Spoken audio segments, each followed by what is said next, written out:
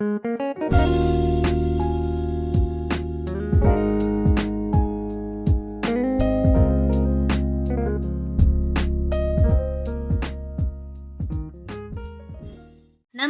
प्रणाम। आज की क्लास में आपका स्वागत है। डर अगर वायरस है तो विश्वास उसका वैक्सीन है और धैर्य के साथ सामना करना ही जीवन है। इस एक अच्छी सोच के साथ आज के क्लास की शुरुआत करेंगे। व्याकरण का भाग। हिंदी भाषा में व्याकरण ये बहुत ही महत्वपूर्ण होता है और व्याकरण भाषा में इसलिए रखा जाता है ताकि विद्यार्थी अच्छे मार्क्स ले और स्कोर करे, और जो विद्यार्थी कमज़ोर हैं वे व्याकरण पढ़कर पासिंग तो मार्क्स प्राप्त कर पाए। तो चलिए, ये वीडियो स्कोरिंग पैकेज के रूप में मैं आपके सामने प्रस्तुत कर रही हूँ। 100 मार्क्स के पेपर में, 100 मार्क्स के पेपर में क्वेश्चन नंबर 5 यानी क्वेश्चन नंबर 39 वाक्य शुद्ध कीजिए के रूप में पूछा जाता है। 4 मार्क्स के लिए पूछा जाता है। 4 प्रश्न होते हैं, जैसे आपके सामने यहाँ पर इस स्लाइड में है। तुम तुम्हारे घर जाओ। उत्तर है तुम अपने घर जाओ। वह धीमी स्वर में बोली। यहाँ पे देखिए, कर्ता, कर्म और क्रिया। वह, यह कर्ता है। धीमी स्वर, यह कर्म है। बोली, यह क्रिया है। अब देखिए, वह ये सर्वनाम शब्द होने की वजह से वह लड़का है या स्त्रीलिंग है या पुल्लिंग रूप है हम जान नहीं पाते, लेकिन क्रिया देखकर हम क्लियरली समझ पाते हैं। बोली यानी यह स्त्रीलिंग रूप है, वह सर्वनाम शब्द। तो वाक्य शुद्ध कीजिए यानी क्या? वाक्य में किसी एक जगह पर व्याकरण की गलतियाँ होती हैं, ग्रामेटिक एरर होता है, एक ही जगह पे उसको आपको ठीक करके पूरे वाक्य में लिखना है। वह धीमे स्वर में बोली, यह उत्तर होगा। प्रश्न 3, मेरे को अपना काम बहुत पसंद है। यानी मेरे को, तेरे को, ये बम्बईया भाषा है, मुंबई की भाषा है। वहाँ के लोग व्यापार के दृष्टि से अनेक शब्दों का मिलावट करके बोलते हैं, तो वहाँ जो बोलते लोग उनको वो सही लगता है, लेकिन हिंदी ग्रामर में, हिंदी व्याकरण में ये अशुद्ध है। मेरे को, तेरे को सही शब्द है। मेरे को का मुझे अपना काम बहुत पसंद है। देखिए, एक ही जगह पे गलती है, बाकी सारे शब्द एज इट इज़ ठीक है। आपको वैसे के वैसे वहाँ पर लिखकर पूर्ण विराम देना है। आपको 1 मार्क्स के लिए कहीं भी गलत नहीं करना है, क्योंकि 1 marks is a package, scoring package है। प्रश्न 4, शाम ने संतोष का सांस ली। यहाँ पे का, की, के व्याकरण की गलतियाँ यहाँ पर आपको तुरंत समझ में आएंगी, क्योंकि डे टू डे लाइफ में हम हिंदी बोलते हैं, सीरियल्स देखते हैं, फिल्में देखते हैं, दोस्तों के साथ हिंदी में बातें करते हैं। 1 to 11 स्टैंडर्ड तक हमने हिंदी सीखा है, व्याकरण सीखा है। क्लास में टीचर बोलते समय आपने देखा भी हुआ है, और ये सारा भाग वर्कबुक में है, लेसन के पीछे भी है। उसको ध्यान से एक बार आपको अच्छे से रिवाइज करना है, ताकि आप 4 में से 4 मार्क्स प्राप्त कर सको। ये 1-1 मार्क्स के लिए ग्रामर है, जहाँ पर आप आराम से स्कोर कर सकते हैं, लेकिन प्रैक्टिस ज़रूरी है। शाम ने संतोष की सांस ली। क्वेश्चन नंबर 40, रिक्त स्थान की पूर्ति कीजिए। ये 4 मार्क्स के लिए है। कोष्टक में दिए गए कारक चिन्हों से रिक्त स्थान भरिए। को, से, की, के, पर। पेड़ डैश फल गिरता है। कोष्टक में देखिए, पेड़ से फल गिरता है। रमेश डैश 3 बहनें हैं। रमेश की 3 बहनें हैं। घर डैश सामने बगीचा है। घर के सामने बगीचा है। मेज़ डैश पुस्तक रख दो। मेज़ पर पुस्तक रख दो। प्यारे विद्यार्थियों, यह वर्कबुक में लगभग आपको 40 एग्जाम्पल दिए गए हैं। 5 लेसन के पीछे व्याकरण हैं, उसको आपको पढ़ना है। Poem side, non detail side व्याकरण नहीं है। यानी 5 पार्ट के पीछे जो भी व्याकरण पूछा गया है बहुत ही इम्पोर्टेंट है। A very important point two noted. यहाँ पर 4 फिल इन द ब्लैंक्स है, 5 वहाँ पर ब्रैकेट में दिया गया है। टू गेट कन्फ्यूज, आप गलत नहीं करना है, वहाँ पे आपको सही सही शब्दों का प्रयोग करके लिखना ही है। प्रश्न 41, काल परिवर्तन यानी सूचना के अनुसार काल बदलिए। अब यहाँ पे कुछ और पहले की घटना याद आती है, यह प्रश्न है, ब्रैकेट में दिया गया है, भूतकाल में बदलिए। कुछ और पहले की घटना याद आती है, यह क्या है यह क्रिया है, तो यह वर्तमान काल की का वाक्य है। जैसे कि अभी यह काम वहाँ पे हो रहा है, होने की क्रिया बता रही है, कुछ और पहले की घटना याद आती है, तो है यह क्या है, प्रेजेंट बता रहा है, प्रेजेंट टेंस का कि यह क्रिया है, तो भूतकाल में इसको बदलना है। कुछ और पहले की घटना याद आती थी, थी थे, भूतकाल की यह क्या है, क्रिया है। कर्ता कर्म सेम रहेगा, क्रिया में आपको भूतकाल के शब्द के जगह पे, वर्तमान काल के शब्द की जगह पे भूतकाल लिखना है। था, थी, थे, उस वाक्य के अनुसार पुल्लिंग है तो था आएगा, बहुवचन रूप है तो थे आएगा, स्त्रीलिंग रूप है तो थी आएगा, इसके अनुसार यहाँ पर क्रिया बदलेगी। कुछ और इस तरीके से भी लिख सकते हैं, कुछ और पहले की घटना याद आई, ये भी सही है। प्यारे विद्यार्थियों, दूसरा उदाहरण आपके लिए सूटेबल है, आसान है, आसानी से आप याद रख सकते हैं। कुछ और पहले की घटना याद आती थी। माली पौधों को पानी दे रहा है, भविष्यकाल में बदलिए, माली पौधों को पानी देगा। सरला गाना गाती थी, सरला गाना गाती है, भविष्यकाल में देखिए, देगा, करेगा, चलेगा, सोएगा, उठेगा, तो ये क्रिया शब्द हैं, इसकी आपको जानकारी रखनी है।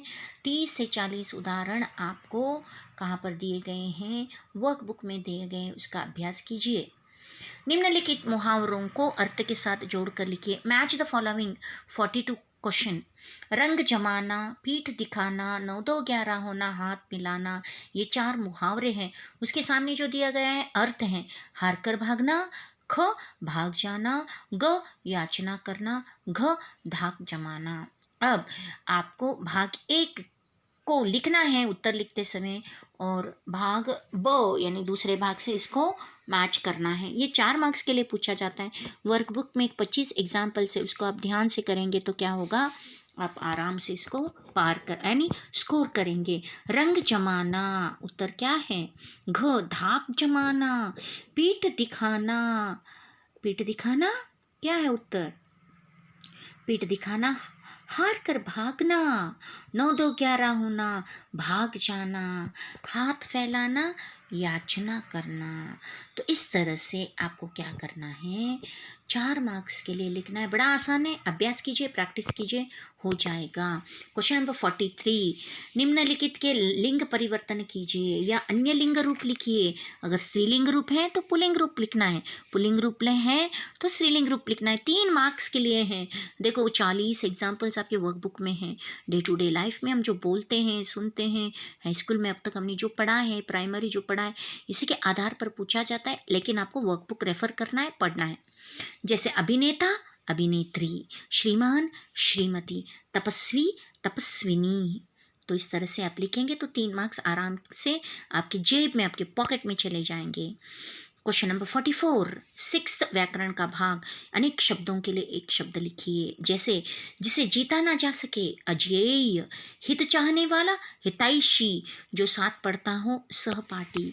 ऐसे लगभग 45 एग्जाम्पल्स वर्कबुक में हैं। सिर्फ वर्कबुक में, इसको अच्छे से पढ़िए। क्लू क्या है आपके लिए, ट्रिक क्या है, कहीं ना कहीं एक शब्द इससे मिलता जुलता इस वाक्यांश में कहीं एक जगह पे होगा, लेकिन आपको इसको अभ्यास करना है, प्रैक्टिस करना है। देखो हित चाहने वाला, हित ऑलरेडी वहाँ पर है, हितैषी। क्वेश्चन नंबर 45, निम्नलिखित शब्दों के साथ उपसर्ग जोड़कर नए शब्द बनाइए। ये 2 मार्क्स के लिए। बल, शासन। देखो अब बल के लिए सूटेबल शब्द आपको बनाना है।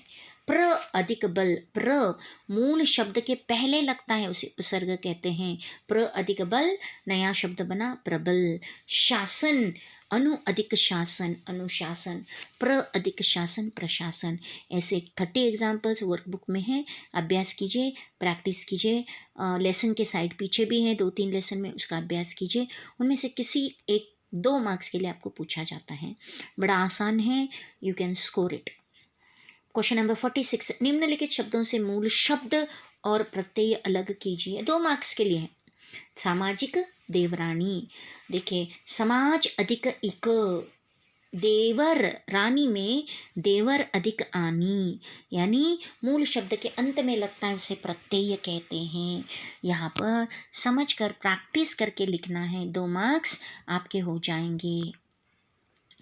तो रचना का भाग आप देख सकते हैं, रचना के भाग में निबंध लेखन 5 मार्क्स के लिए 3 आपको टॉपिक दिए जाएंगे, उसमें से किसी एक को आपको लिखना है 5 मार्क्स के लिए। प्यारे विद्यार्थियों, आपको पत्र लेखन इसको चुनना है। क्यों? क्योंकि पत्र लेखन अगर आप 5 मार्क्स के लिए लिखेंगे स्टेप के अनुसार, तो यहाँ पर देखिए छात्रावास से अपने पिता को एक पत्र लिखिए। पहले प्रेक्षक फ्रॉम एड्रेस लिखिए आपके राइट साइड, फिर पूजनीय पिताजी सादर प्रणाम, ये 2 आना ही है स्टेप।